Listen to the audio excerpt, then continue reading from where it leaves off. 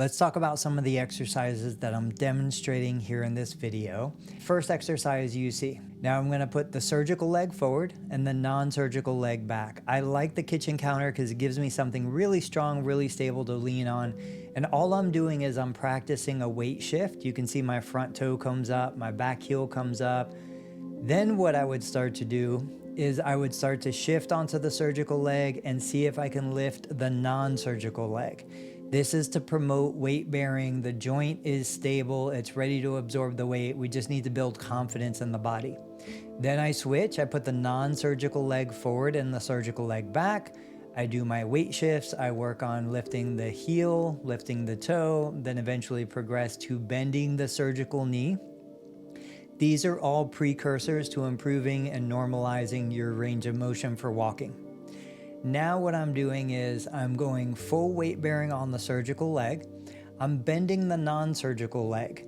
So yes, I'm loading the surgical side, but I'm preparing it also for the next exercise, which you see here. I'm starting to bend the surgical leg.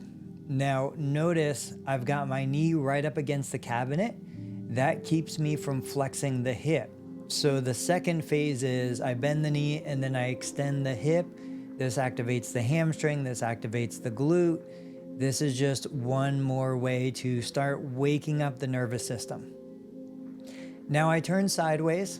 So in this demonstration, we're gonna pretend that the surgical leg is away from the counter. The non-surgical leg is close to the counter.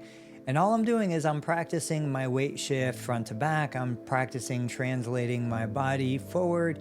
If I feel comfortable, I can let go of the countertop. Notice how my toe comes up, my heel comes up to normalize that heel, midfoot, toe off gait pattern. Then what I'll do is I'll go ahead and I'll do a set of 10 side leg raise. The surgical leg is moving, but then we would also want to work on what we call a hip hike. So I'm exercising the right hip closest to the counter when I'm lifting the left hip.